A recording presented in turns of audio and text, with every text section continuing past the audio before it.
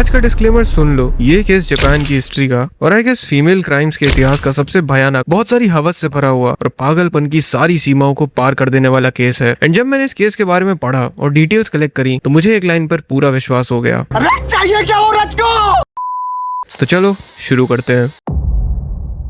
28 मई 1905 Tokyo में एक बहुत ही नॉर्मल मिडिल क्लास फैमिली में जन्म होता है साडा आबे नाम की लड़की का। साडा अपने घर की सबसे छोटी बेटी थी और उसके 8 भाई बहन थे। और क्योंकि उन दिनों जापान का इन्फेंट मोर्टेलिटी रेट काफी ज्यादा हाई था, इसकी वजह से साडा आबे के 8 सिबलिंग्स में से कुछ 4 ही जिंदा बच पाते हैं। अब इस केस में जो कुछ भी होगा उसकी सबसे बड़ी वजह कहीं ना कहीं फैमिली भी थी, क्योंकि बचपन से ही साडा आबे को उसके माँ बाप ने बाकी बच्चों से बहुत ज्यादा प्यार किया और उसकी काफी देखभाल करी। साडा आबे के पेरेंट्स ने उसको हर चीज की छूट देकर रखी हुई थी। ऑल्सो वो उसको म्यूजिक और डांस सीखने के लिए भी अलाउ कर देते थे, जो कि उन दिनों काफी रेयर चीज थी। खैर ये आजादी साडा आबे के लिए काफी ज्यादा नई और रिफ्रेशिंग थी। साडा आबे जिस म्यूजिक स्कूल में जाती थी वहाँ उसने अपने ही जैसे बच्चों का एक ग्रुप बनाया और वो उन्हीं के साथ पूरा दिन घूमा करती थी। और धीरे धीरे साडा आबे की जो पर्सनैलिटी थी वो काफी चेंज होने लग गई थी। वो अपने हिसाब के कपड़े पहनती थी जो कि लोगों के मुताबिक काफी ज्यादा रिवीलिंग थे, मगर इस चीज से साडा आबे को रत्ती भर भी फर्क नहीं पड़ता था। बट उसके भाई बहन इस चीज से काफी नाखुश थे, क्योंकि उनको उसकी वजह से समाज में काफी ज्यादा बेइज्जती का सामना करना पड़ता था। वहाँ के लोगों के मुताबिक साडा आबे आगे जाकर एक गेशा बनने वाली थी। अब गेशा क्या है? वेल ये एक जापानीज डांस आर्ट फॉर्म है जिसको वहाँ की कुछ सिलेक्टिव और स्किल्ड लेडीज ही परफॉर्म कर सकती हैं। बट इस आर्ट फॉर्म और इससे जुड़े लोगों की सोसाइटी में बहुत ज्यादा कोई इज्जत नहीं होती है, एंड इसी वजह से लोग यही मान रहे थे कि साडा आबे भी आगे जाकर यही बनेगी।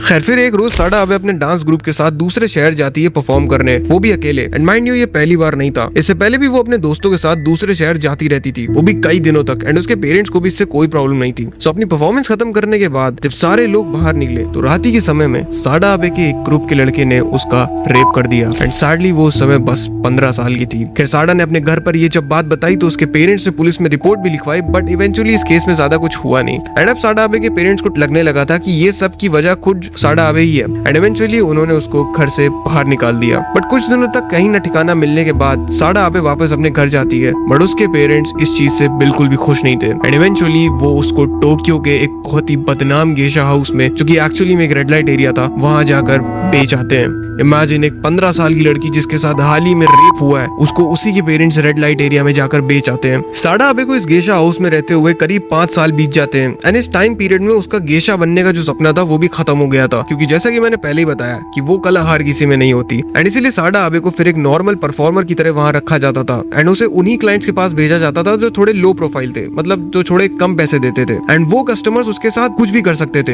एंड वो उनको मना नहीं कर सकती थी, क्योंकि उसकी मजबूरी जो थी। और उसी दौरान साडा आबे को पता चलता है कि उसको सिफिलिस नाम की एक सेक्सुअली ट्रांसमिटेड इन्फेक्शन हो चुकी है। एंड इस टाइम के बाद साडा आबे ने डिसाइड किया कि वो अब इस जगह को छोड़कर कहीं और जाएगी। एंड कुछ ही महीनों में वो टोक्यो से शिफ्ट होकर ओसाका के शिंची तोबिता एरिया में जाती है, जो कि माइंड यू आज भी जापान का सबसे ज्यादा बदनाम और बड़ा रेड लाइट एरिया है। पर यहाँ आकर भी उसकी जिंदगी बहुत ज्यादा कुछ खास नहीं बदलती, क्योंकि वो यहाँ आकर भी वही काम कर रही थी जो कि वो पहले करती थी। बट क्योंकि साडा आबे यहाँ नई थी तो उसको जो भी क्लाइंट्स मिलते थे वो उसे बहुत ही कम पैसे देते थे, कभी कभी तो उसे बिना पैसे दिए ही चले जाते थे। एंड इस चीज से परेशान होकर उसने फिर चोरी करना शुरू कर दी अपने ही क्लाइंट से। बट ये भी बहुत ज्यादा दिन तक नहीं चल सकता था, क्योंकि साडा आबे की इमेज बहुत ज्यादा खराब हो चुकी थी। एंड उसे पता था कि अगर वो ये चीज दोबारा करेगी तो उसे या तो मार दिया जाएगा या तो उसको पुलिस उठाकर ले जाएगी। एंड इसीलिए कुछ ही सालों में वो उस जगह से भी भाग गई। उस एरिया से निकलने के बाद साडा आबे एक छोटे से रेस्टोरेंट में काम करने लग गई, बट वहां भी उसने कुछ समय में ही छोड़ दिया, क्योंकि जो लोग थे वो उसे पहचान गए थे कि ये तो एक प्रोस्टिट्यूट है। एंड इसीलिए रेस्टोरेंट से निकलकर वो दोबारा अपने पुराने धंधे में वापस लौट गई। एंड कुछ साल ऐसे ही काम करते हुए उसे पता चला कि उसकी माँ की डेथ हो चुकी है, जिसकी वजह से वो दोबारा टोक्यो शहर जाती है अपनी फैमिली को मिलने, मगर वहां पर भी वो अपना काम नहीं रोकती। एंड फिर कुछ ही समय में उसके पिता की भी डेथ हो जाती है। बट साडा आबे को इस चीज से कुछ फर्क नहीं पड़ रहा था, क्योंकि उसका काम बहुत सही चल रहा था। एंड ये चीजें ऐसी चलती जा रही थी अंटिल 1934, जब एक रोज साडा आबे को पुलिस वाले अरेस्ट कर लेते हैं, क्योंकि जिस क्लाइंट के साथ पिछली रात वो सो रही थी उसकी डेथ हो जाती है। एंड पुलिस वाले साडा आबे को पर ये इल्जाम डालकर उसको अरेस्ट कर लेते हैं। But eventually without any evidence साडा आबे वाज प्रूवन इनोसेंट एंड उसको बेल मिल जाती है। एंड ये सब उसके लिए उसी के कस्टमर ने किया था, जिसका नाम था किनोसुके कासाहारा, जिसे देखकर साडा आबे काफी ज्यादा खुश हो जाती है, क्योंकि कोई उसके लिए पहली बार इतना कुछ कर रहा था। एंड इसी पॉइंट के बाद साडा आबे और कासाहारा के बीच काफी क्लोज रिलेशन बनने लग गए थे। एंड ये कनेक्शंस काफी वाइल्ड थे। वो लोग दिनों दिनों तक एक ही रूम में बंद रहते थे एंड सिर्फ सेक्स करते थे। Yes, just sex. एंड ये चीज साडा आबे के लिए काफी नई थी। एंड माइंड यू, ये जो कासा आ रहा था इसकी एक बेटी भी थी और ये शादीशुदा था। एंड ये बात साडा आबे को बिल्कुल नहीं पसंद थी। एंड इसी वजह से कुछ समय बाद दोनों के बीच इसी चीज को लेकर लड़ाई होने लगती। एंड इवेंचुअली दोनों अलग हो गए। फिर 1934 में ही नागोया के एक छोटे से रेस्टोरेंट में काम करते हुए साडा आबे की मुलाकात गोरो ओमिया नाम के एक प्रोफेसर और बैंकर से होती है। एंड ये शख्स उस टाइम पर जापान का बहुत ही इन्फ्लुएंशियल और पावरफुल इंसान था, जिसको देखते ही साडा आबे में इंटरेस्ट आ चुका था। इनके बीच में फिर वही रिलेशनशिप शुरू हो जाती है, मगर ओमिया ने साफ बोल रखा था कि ये हमेशा प्राइवेट रहना चाहिए ताकि सोसाइटी में उसका नाम न खराब हो। एंड कुछ ही टाइम में ओमिया को पता चल चुका था कि साडा आबे को सिफिलिस नाम की बीमारी है, जिससे उसको कोई दिक्कत नहीं थी। उल्टा उसने तो साडा आबे को इलाज के लिए पैसे भी दिए, साथ ही उसको रहने की जगह भी दी। खैर फिर कुछ ही महीनों में साडा आबे वापस नागोया से टोक्यो जा चुकी थी। एंड वो ओमिया के कहने पर एक बड़े से रेस्टोरेंट में काम करना शुरू कर चुकी थी एक्सपीरियंस के लिए। एंड ऐसा इसलिए क्योंकि ओमिया ने उसे वादा किया था कि वो उसका एक छोटा सा रेस्टोरेंट खोलने में मदद करेगा ताकि फिर उसको इस धंधे में दोबारा न जाना पड़े। फिर फरवरी 1936 में साडा आबे योशिदाया रेस्टोरेंट में काम करने लग जाती है, जिसका मालिक ये किशिजो इशिदा नाम का आदमी था। एंड अब ये इंसान भी अलग ही बसर थी, क्योंकि पहले तो ये बहुत ही अमीर था मगर बाहर से, क्योंकि एक्चुअली इसके पूरे बिजनेस की जो ओनर थी वो उसकी बीवी थी। और दूसरी चीज, ये इंसान बहुत ही बड़ा छिनार था, क्योंकि इसके होटल में काम करने वाली हर एक फीमेल स्टाफ के साथ या तो ये सेक्स कर चुका था या फिर उसको किसी न किसी तरह से अप्रोच कर चुका था। एंड साडा आबे को ये चीज काफी अनयूजुअल येट अट्रैक्टिव लगी, क्योंकि जो गोरो ओमिया था वो साडा आबे को उतना सेक्सुअली सेटिस्फाई नहीं कर पा रहा था जितना उसको होना था। एंड इसीलिए साडा आबे और ये इशिदा दोनों इवेंचुअली एक दूसरे के करीब आने लगे। एंड अब जो ये दोनों ने किया था उसको सुनकर शायद आप एक टाइम के लिए विश्वास ना करो, बट ये सच था। ये दोनों के साथ आते ही इन्होंने पूरी दुनिया को अपना बेडरूम समझ लिया था। And I am not even kidding, ये लोग होटल किचन स्टेयर्स स्टाफ के सामने मैनेजर की डेस्क पर जहाँ भी मिलते बस सेक्स करते एंड बहुत सारा सेक्स करते। एंड ये तो बस शुरुआत थी, क्योंकि जब ये लोगों ने ऑफिशियली मिलने का प्लान करा होटल के बाहर, तो ये लोग 23 अप्रैल को एक टी हाउस में मिलते हैं एंड फिर वहां भी शुरू हो जाते हैं। एंड ये सुनकर शायद तुम्हें विश्वास ना हो, बट ये लोग लगातार 23 अप्रैल से लेकर 27 अप्रैल तक उसी टी हाउस के रूम में सिर्फ सेक्स करते हैं। लाइक ना तो वो लोग बाहर निकले, ना उन्होंने रूम लॉक किया, ना ही उनको किसी और चीज की जरूरत थी, क्योंकि उस टी हाउस के ओनर के मुताबिक जब वहां का स्टाफ उनका रूम क्लीन करने जाता था तब भी वो लोग आपस में लगे रहते थे। एंड उनको इस बात से कोई दिक्कत नहीं थी कि कौन रूम में आ रहा है कौन नहीं। एंड हद तो तब हो गई जब इसके बाद वो लोग इस टी हाउस को छोड़कर अपने घर जाने के बजाय दोबारा एक दूसरे होटल रूम में जाते हैं। And you won't believe, but यहाँ वो 27 अप्रैल से लेकर 8 मई तक साथ रहते हैं उसी रूम में। एंड इन 2 हफ्तों में वो लोग एक बार भी रूम से बाहर नहीं निकलते हैं। उल्टा उनको जो भी खाना पीना चाहिए होता था वो उसको उसी रूम में मंगवा लेते थे, मगर उनके सेक्स में कोई रुकावट नहीं आ रही थी। एंड वो वैसे ही कंटिन्यूअसली चल रहा था। ऑल्सो इस बार उन्होंने अपने एंटरटेनमेंट के लिए एक गेशा को भी बुलाया था उसी होटल रूम में। एंड जिस टाइम पर वो गेशा अपना परफॉर्मेंस कर रही थी, वो लोग उसी गेशा के सामने अपने इंटरकोर्स को रोकते नहीं है, बल्कि उसके सामने ही लगे रहते हैं। एंड इसके बाद 9 मई को जब इशिदा वापस अपने घर अपनी वाइफ के पास जाता है, तो ये चीज देखकर साडा आबे पूरी तरह से बौखला जाती है। एंड वो काफी ज्यादा दारू पीने लगती है। एंड उसके दिमाग में बस एक ही ख्याल आ रहा था उस टाइम, एंड वो था कि अगर इशिदा उसका नहीं हुआ तो किसी का नहीं होगा। एंड इसके बाद वो कुछ ऐसा करती है क्योंकि जापान के लोग आज तक नहीं भूल पाए। तो कुछ टाइम बाद जब दोबारा इशिदा और साडा आबे एक होटल में मिलते हैं, तो इस बार साडा आबे अपने साथ एक बहुत ही बड़ा किचन नाइफ लेकर आई होती है, अलॉन्ग विद वो एक ऐसा गेशा बनकर आई होती है। एंड जैसे ही वो लोग मिलते हैं तो वो लोग वही अपनी ठोकम पीटी में शुरू हो जाते हैं, मगर बीच प्रोसेस में साडा आबे ये नाइफ निकालकर इशिदा के पीनिस की ओर प्लेस कर देती है एंड उसे गोल गोल घुमाने लगती है। एंड वो उससे कहती है कि ये चीज पर बस मेरा हक है, एंड अगर ये मेरा नहीं हुआ तो मैं इसे काट कर फेंक दूंगी।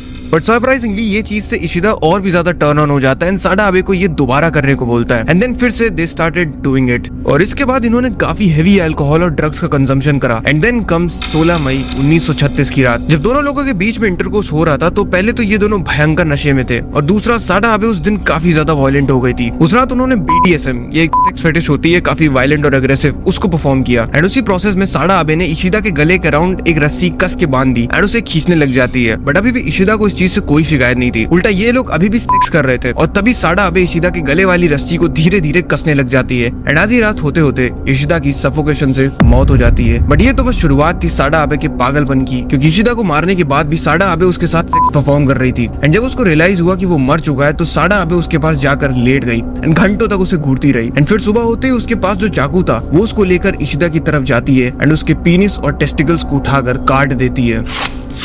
इसके बाद वो इशिदा के ऊपर चढ़कर उसके हाथ पर कई सारे कट्स लगाती है, साथ ही उसकी लेफ्ट थाई पर भी काफी सारे कट्स लगाती है एंड जो भी खून बह रहा था वो उसको एज एन इंक इस्तेमाल करके अपने और इशिदा का नाम लिखती है वहीं बेडशीट पर। फिर वहां मौजूद एक मैगजीन कवर को उठाकर वो उसमें इशिदा के वही प्राइवेट पार्ट्स को डालकर अपनी ड्रेस में रख लेती है एंड इशिदा को आखिरी दफा देखकर वहां से चली जाती है। इसके बाद वो पास ही एक शॉपिंग मॉल में जाती है जहां वो शॉपिंग भी करती है एंड फिर एक मूवी भी देखती है। And I am damn sure कि इस पॉइंट तक ये औरत पूरी तरह से पगला चुकी थी, क्योंकि ये चीज उसने खुद बाद में बताई थी कि मूवी देखते समय वो अपनी ड्रेस के अंदर हाथ डालकर जहां उसने इशिदा के प्राइवेट पार्ट्स को रखा था वहां उनको पकड़ती है एंड उन्हें फील करती है like how fucked up it is. इसके बाद रात ही में साडा आबे अपने एक्स बॉयफ्रेंड गोरो ओमिया के घर जाती है एंड जैसे ही गोरो ओमिया गेट खोलता है तो साडा आबे उसको देखकर जोर जोर से रोने लगता है एंड उसके पूछने पर वो उसको सब कुछ बता देती है कि उसने क्या किया है। वहीं ऑन द अदर हैंड उस होटल रूम में जब वहां का स्टाफ क्लीनिंग के लिए जाता है तो उनको इशिदा की डेड बॉडी बेड पर पड़ी मिलती है। वो लोग तुरंत पुलिस को कॉल करते हैं। जैसी पुलिस आती है तो वो भी घबरा जाती है क्योंकि वो भी ये प्रोसेस नहीं कर पा रहे थे कि कैसे कोई इंसान इतनी दरिंदगी से किसी का मर्डर कर सकता है। खैर फिर अगले दिन न्यूज़पेपर में इस केस की खबर छपती है एंड ये केस नेशनल सेंसेशन बन चुका था। पूरे जापान में लोग सिर्फ इसी केस के बारे में बात कर रहे थे। खैर पुलिस वालों को भी ज्यादा मेहनत करने की जरूरत नहीं पड़ी कातिल को ढूंढने के लिए, क्योंकि होटल स्टाफ और इशिदा के जानने वालों में सबने बस एक ही इंसान का नाम लिया, साडा